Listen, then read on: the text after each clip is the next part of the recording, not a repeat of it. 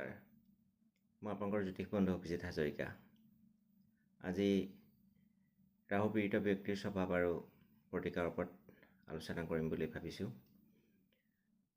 আপোনালোকে সহযোগ কৰিব। সমুদ্ৰ মন্থনত সৃষ্টি হোৱা অমৃত যেতিয়া সৰভানু নামক দৈত্যই সেৱন কৰিলে অতি মায়েৰে বেগ ধৰি, ভগৱান শ্ৰীবিষ্ণুৱে সুদৰ্শন চক্ৰই তাৰ ক্ষীৰটো ছেদন কৰিছিল। অমৃত সেৱন কৰাৰ কাৰণে তাৰ মৃত্যু নঘটিল। শৰীৰটো দুটা ভাগত বিভক্ত হৈ পৰিলে। চিৰ অৰ্থাৎ মূৰৰ অংশই নাম পালে ৰাহু আৰু ধৰ অৰ্থাৎ পাছৰ অংশই নাম পালে কেতু। জ্যোতিষশাস্ত্ৰৰ ৰাহুত প্ৰাকৃতিকভাৱে অতি অশুভ পাপীগ্ৰহৰ মৰ্যাদা দিয়া হৈছে। ই মায়াময়, চালাক, বুদ্ধিয়ক, অধিকাৰ আৰু ক্ষমতা প্ৰাপ্তিৰ লালসা থকা, অতি ভ্ৰম সৃষ্টি কৰা, নিচা, জুৱা, লটাৰী আদি নিয়ন্ত্ৰণ কৰাৰ মৰ্যাদা ইয়াক দিয়া হৈছে। জ্যোতিষশাস্ত্ৰত ৰাহুক আচলতে গ্ৰহৰ মৰ্যাদা দিয়া হোৱা নাই। ই ছায়াগ্ৰহে। আমাৰ প্লেনেটৰী ছিষ্টেমত ৰাহু নামৰ কোনো গ্ৰহ নাই। ই অতি মায়েৰে মানুহক ভ্ৰমিত কৰি তোলে। বক্ৰ পথেৰে যোৱাটোৱেই তাৰ প্ৰধান উদ্দেশ্য। লক্ষ্যপথতহে উপনীত হ'ব লাগে। ৰাস্তা যিয়েই হওক, ভাল বেয়াৰ কোনো কথা নাই। সঁচা মিছা ভাল বেয়া এইবোৰ ৰাহুৰ কাৰণে অৰ্থহীন কথা। ৰাহু ভাল হ'লে আপোনাক অতি কম দিনৰ সময়তে কিমান দিব আপুনি ভাবিব নোৱাৰে। একদম শূন্য অৱস্থাৰ পৰা উন্নতিৰ শিখৰলৈ লৈ যাব পাৰে। ঠিক তেনেকৈ যদি ৰাহু পীড়িত হয়, ৰাহু বেয়া হয়, তেতিয়া আপোনাৰ পৰা কিমান নিব আপুনি গম নাপায়। অতি কম দিনৰ ভিতৰত আপোনাক লাও লোৱা অৱস্থা সৃষ্টি কৰিব পাৰে। পত্ৰিকা এখনত ৰাহু কোনটো ৰাশিত উচ্চ হ'ব, কোনটো ৰাশিত নীচ হ'ব, সেইটো লৈও জ্যোতিষশাস্ত্ৰৰ পণ্ডিতসকলৰ মতভেদ আছে। ই ইমানেই মায়াময় গ্ৰহ। পাৰাশৰ মুনিৰ মতে বৃষ ৰাশিত ই উচ্চ ফল দিয়ে, ঠিক তেনেকৈ ভিক্ষু সংহিতাত ই মিথুন ৰাশিৰ উচ্চ ফল দিয়ে। উচ্চ ফল মানে অৰ্থাৎ ই শুভ ফল দিয়ে। কন্যা ৰাশিটো তাৰ স্বৰাশি, গতিকে ইয়াত সি মোটামুটি ভাল ফলেই দিয়ে। ঠিক তেনেকৈ বৃশ্চিক আৰু ধনু ৰাশিত অতি নিজ ফল দিয়ে।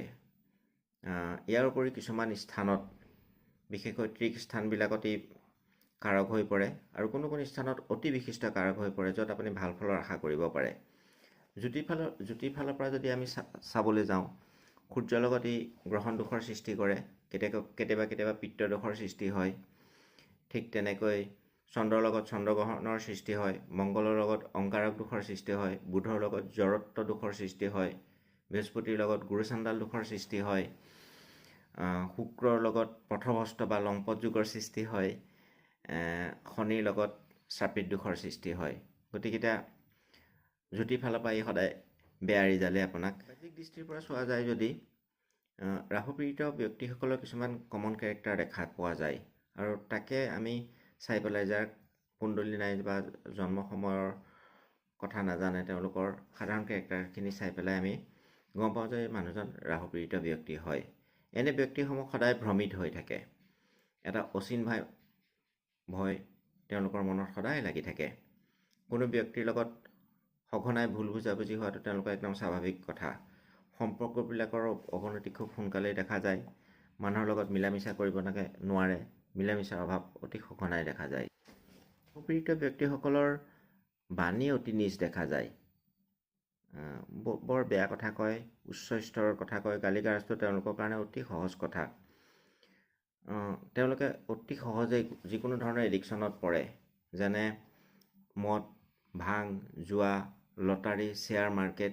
আৰু সেই এডিকশ্যনবিলাকত পৰিলে এবাৰ যদি সোমাই নহয়, তেওঁলোক ওলাই আহিব নোৱাৰে। ওলাই আহিবলৈ তেওঁলোকৰ বহুত কষ্ট হয়। অসম্ভৱ নিচিনা কথাই হয়। তেওঁলোকে আৰু সদায় দুষ্ট সংগৰ লগতে পৰে। তেওঁলোকৰ দুষ্ট সংগৰ সংখ্যাই বেছি দেখা যায়। যেতিয়া খং উঠে, খঙৰ ওপৰত কণ্ট্ৰল নাথাকে। নিজৰ উপৰিও বেলেগৰ তেওঁলোকে বেয়া কৰে। হিতাহিত জ্ঞান তেওঁলোকে প্ৰায় হেৰুৱাই পেলায়। তেওঁলোকে এটা কমন কেৰেক্টাৰ হ'ল তেওঁলোকে আনৰ ভাল গুণবোৰ নেদেখে, সদায় লোকৰ গুণবোৰ খুচৰি ফুৰে। সেইটো এটা একদম কমন কেৰেক্টাৰ ৰাহু পীড়িত ব্যক্তিসকলৰ।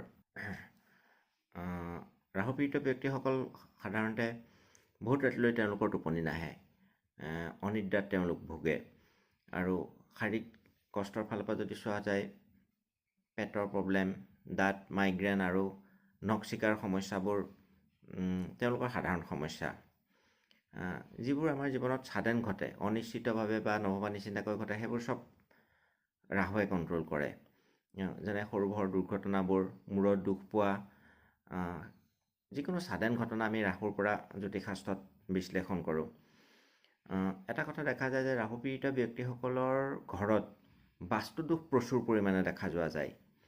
আপুনি ঘৰত পেলনীয়া বস্তু খুব সোনকালে জমা হৈ যায়, ইলেক্ট্ৰিকেল হওক, ইলেক্ট্ৰনিক্সৰ বস্তু হওক, সেইবোৰ খুব সঘনাই বেয়া হয়। আৰু তেনেকুৱা ব্যক্তিসকলৰ ঘৰত আপুনি ভঙা বস্তু আপুনি বহুত প্ৰচুৰ পৰিমাণে পাব। আৰু বন্ধ ঘড়ীটো এটা একদম কমন আপুনি বন্ধ ঘড়ী তেওঁলোকৰ ঘৰত দেখিবই। আৰু এটা কমন কেৰেক্টাৰ হৈ গ'ল ৰাহুপীড়িত ব্যক্তিসকলৰ ঘৰলৈ ক'লা পৰুৱাৰ খুব আগমন ঘটে। সেইটো এটা একদম ইণ্টাৰেষ্টিং কথা। এনেকুৱা বহুত কথা আছে ৰাহুপীড়িত ব্যক্তিসকলৰ। সেইকাৰণে আমি ইয়াৰ পৰা পৰিত্ৰাণ পাবৰ বাবে বহুত উপায় দিছে। আপুনি যদি কোনো ব্যক্তিৰ এনেকুৱা সমস্যা, এক বা একাধিক সমস্যা দেখা যায়, গম পাব যে আপুনি ৰাহুপীড়িত ব্যক্তি। পৰিত্ৰাণৰ উপায়সমূহ মই কেইটামান কৈ দিছোঁ।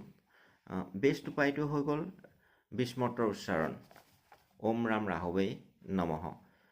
এক জপমালা ৰেগুলাৰ কৰিব লাগে, ভাল ফল পোৱা যায়। সংকল্প লৈ পেলাই শনিবাৰটো মানিব লাগে, ব্ৰত কৰিব লাগে। ৰাহুপীড়িত ব্যক্তিসকলে মেডিটেশ্যন কৰিব লাগে। মেডিটেশ্যনত খুব ভাল ফল পোৱা যায়, আপোনাৰ মনটো কণ্ট্ৰলত থাকে। সেইকাৰণে বগা চন্দনৰ ফুট ল'বলৈ দিওঁ আৰু বগা চন্দনৰ মালাও পিন্ধিবলৈ দিয়া হয়। ৰাহুপীড়িত ব্যক্তিসকলে পক্ষীক হওক আৰু জীয়া মাছক মিঠা দানা দিব লাগে। আৰু পাৰিলে সুবিধা পালে মাছৰ পোনা কোনো মানে প্ৰাকৃতিক স্থানত এৰিব লাগে, সেইটো ভাল ফল পোৱা যায়। আৰু ঘেঁহু, তিল, তেল, ক'লা তিল, ক'লা কম্বল, নীলা বস্তু চাফাই কৰ্মীক দিব পাৰে, অন্ধ ব্যক্তিক দিব পাৰে, দানৰ ফালৰ পৰা যদি আমি চাওঁ। আৰু ঘৰত বাস্তুদোষৰ কথা কৈছোৱেই। বাস্তুদোষবোৰ পৰাপক্ষত যিমান পাৰে আপুনি নাশ কৰিবলৈ চেষ্টা কৰিব লাগে। গধূলি ভোজনৰ এটা অংশ পাৰিলে ৰাহুপীড়িত ব্যক্তিসকলে ভোজনৰ এটা অংশ কুকুৰক দিব লাগে। এই অতি ভাল ফল পোৱা যায়। ৰাহুপীড়িত ব্যক্তিসকলে ঘৰত ময়ূৰাৰ পাখি ৰাখিব পাৰে, সেইটো এটাও ভাল উপায়। জন্মপত্ৰিকাখন চালেহে একচুৱেলি গম পোৱা যায় যে ৰাহুপীড়িত ব্যক্তিসকল কিমান পীড়িত।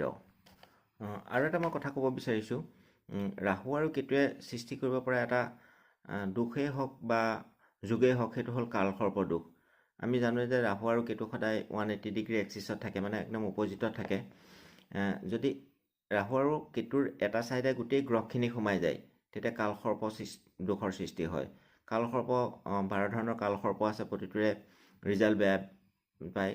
ৰাহু যদি বেয়া হয় অতি বেয়া ৰিজাল্ট পায় ৰাহু কেতু, আৰু যদি ভাল হয় এই ভাল ফলো প্ৰাপ্তি কৰে। সেইটো জন্মপত্ৰিকা এখন চাওঁতে সেইটো বস্তু চোৱাটো অত্যন্ত দৰকাৰী কথা। আৰু বহু উপায় আছে, কৈ থাকিলে বহুত ভিডিঅ'টো দীঘল হৈ গৈ থাকিব। আপুনি যদি ৰাহুপীড়িত ব্যক্তি হয়, নিশ্চিতভাৱে এই উপায়খিনি কৰিব।